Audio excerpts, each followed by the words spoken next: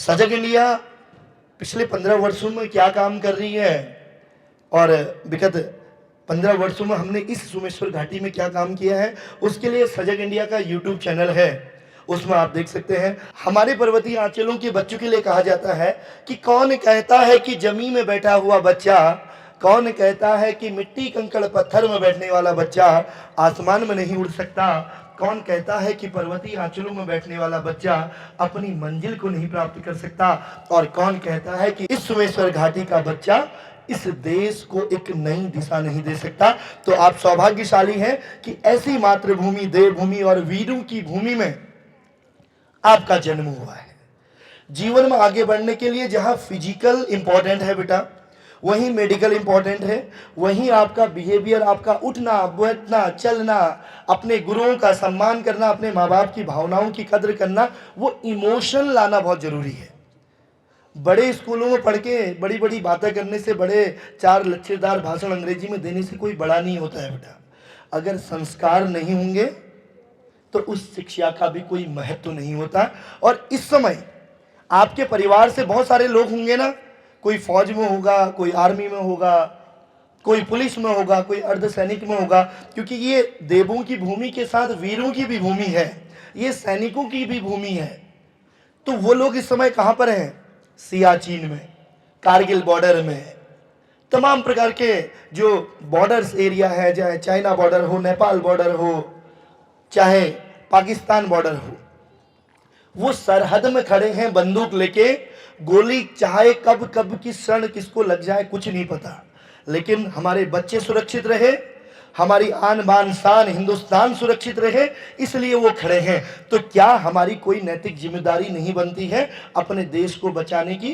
क्या हमारी जिम्मेदारी नहीं बनती है इस सोमेश्वर घाटी को बचाने की?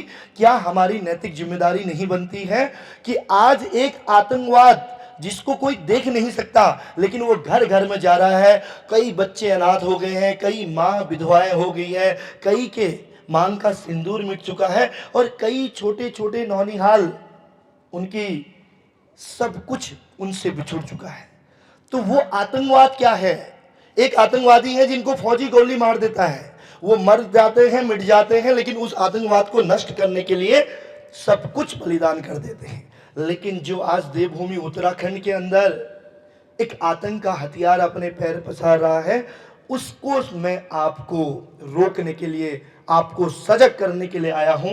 और वो सबसे बड़ा आतंक का हथियार जो परिवार का, कुल का, शरीर का, व्यक्ति के व्यक्तित्व का, भाव और भावनाओं को नष्ट करता है, वो आतंक का हथियार है, क्या है? नशा।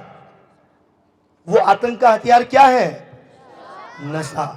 तो बेटा मैं आज सजग इंडिया के माध्यम से जिस चीज के लिए आपके पास आया हूं वो एक ही चीज है कि जीवन में doctor, IAS, PCS, army officer बने न बने, वो तो बनने की चीजें हैं, लेकिन इंसान बनिए।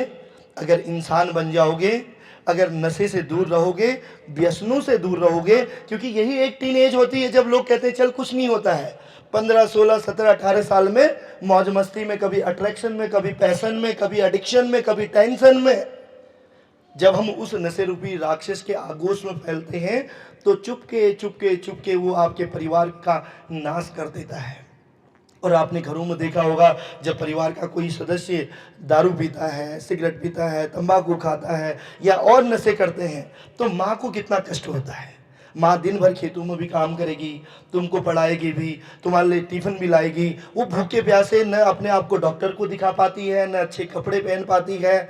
और एक दिन ऐसा आता है कि न उसके परिवार के बच्चे उसके साथ रहते हैं और न उसका जो जीवन साथी है वही उसका साथ देता है।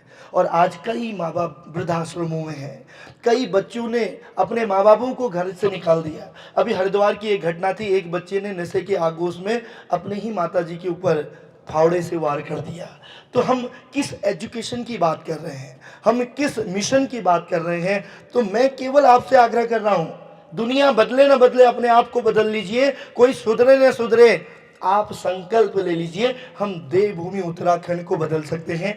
तो केवल इन बातों का आप ध्यान रखिएगा, क्योंकि आज कम समय है, फिर कभी आपके साथ चर्चा परिचर्चा करेंगे। केवल इतना ही कहना चाहूँगा आप लोगों के लिए कि वो पथ क्या पथिक कुशलता क्या, वो पथ क्या पथिक कुशलता क्या, जिस पथ में बिखरे शूल ना हो। वो पथ क्या पथिक कुशलता क्या, जिस पथ में बिखरे शूल ना हो। नाविक की धैर्य कुशलता क्या, जब धाराएं अनुकूल ना हो। जब धाराएं अनुकूल ना हो, किसी प्रकार की भी विषम परिस्थितियां आए, कैसे भी दोस्त मिले, कैसा भी माहौल रहे, अपने आप को बचाना है, अपने आप को व्यसनों से दूर रखना है, ताकि आपका फिजिकल, मेडिकल, आपकी सोचने की क्षमता, आपके संस्कार, आपके भाव, आपके अंदर करुणा और दया का संचार हो सके। बेटा कोई बदले न बदले, अपने माँ बाप की दीर्घायु के लिए, अपनी दीर्घायु के लिए इस नशा रूपी आतंक के हथियार से दूर रहना है और संकल्प लेना है कि ना हम करेंगे ना औरों को करने देंगे। तो मैं इसी के साथ अपनी वाणी को विराम दूंगा। नशे को ना, नशे को ना,